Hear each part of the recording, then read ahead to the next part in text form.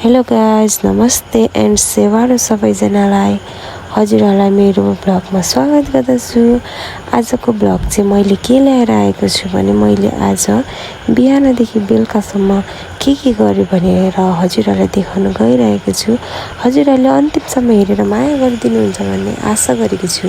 Hello, good morning, नमस्ते and सेवारो।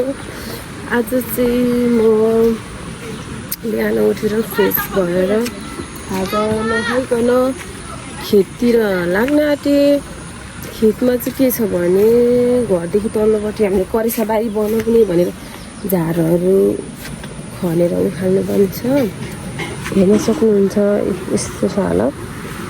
यहाँ चाहिँ हामीले लसुन सागसब्जीहरू रोप्ने भनेर गर्न आँटेको।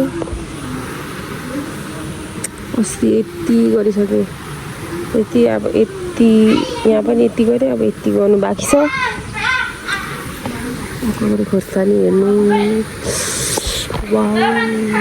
कसको फेभरेट, मेरो चाहिँ फेभरेट हो यो। अनि म चाहिँ खन्नतर्फ लागेँ। खन्न मलाई यति गाह्रो भयो पहिला यहाँनिर पानी जमेको थियो र त्यही भएर एकदमै गाह्रो भयो मलाई खन्नको लागि। तर पनि जसो तसो मैले मेहनत गरेर खनेँ। मैले काम गर्दै गर्दा दुईजना छोरीहरू पनि आएर मलाई काम गर्न सकाए। माथिल्लो घरको नानी पनि आएर काम गर्न सकाए मलाई। अनि हामी चारजना मिलेर काम गऱ्यौँ। एकछिनपछि हाम्रो खाजा पनि आइपुग्यो। खाजामा चाहिँ दिदीले कफी र भुटीमाम बनाउनु भएको थियो। भन्छ नि सहरमा बस्नेको चाहिँ फ्राई राइस, हाम्रो चाहिँ भुटीमाम। अनि म त्यसपछि खाजा खानतर्फ लागेँ। खाजा खाँदै त्यहाँ खेतमा आएको लोकल बालीहरूलाई हेर्दै आनन्द लिँदै मैले खाजा खाइसकेँ। त्यसपछि खन्नतर्फ लागेँ। मैले खन्दै हेर्नुहोस् न यहाँ के को अन्डा भेटेँ। मलाई त यो अन्डा छेपारोको हो जस्तै लाग्यो। मैले खन्ने क्रममा अन्डाहरूलाई क्षति त भएन भनेर यताउता हेरेँ, तर क्षति भएन रहेछ। मलाई खुसी लाग्यो किनभने म एनिमल्स लभर पनि भएँ, त्यही भएर। अनि मैले यसको अन्डा यताउता अझै पनि क्षति भएको छ कि भनेर खोजिने, तर क्षति भएको रहेन रहेछ।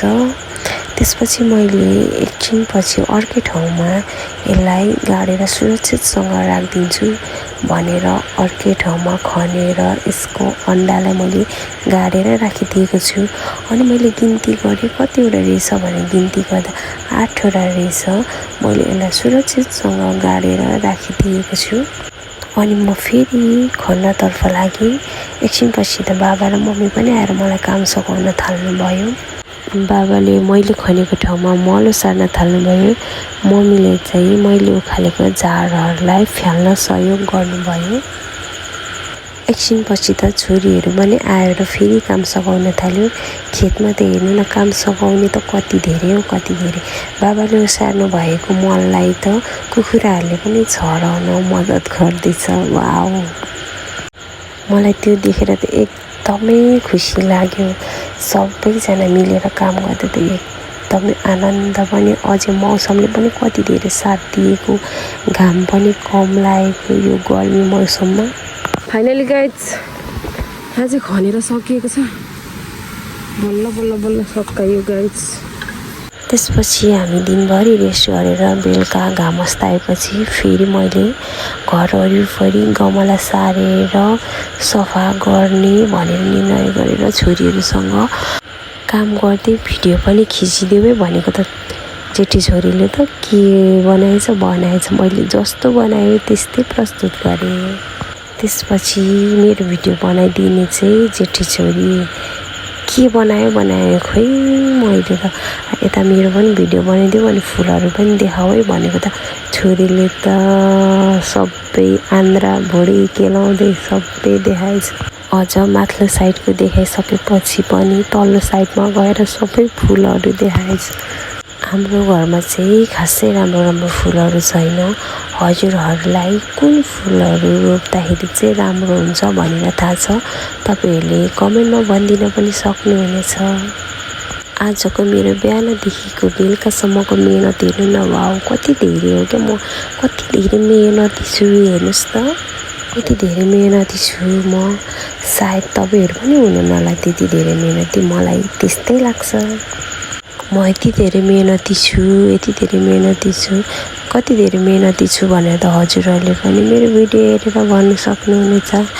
फेरि जाऊ यति गर्दैमा मेहनती भनिन्छ भनेर तपाईँहरू चाहिँ त्यस्तो नभन्नु, किनभने मैले बिहानदेखि काम गरेको बेलुकासम्मको हेर्नु न अब म कति धेरै मेहनती छु। आजको काम चाहिँ सक्यो। फुल चाहिँ खासै राम्रो छैन हाम्रोमा।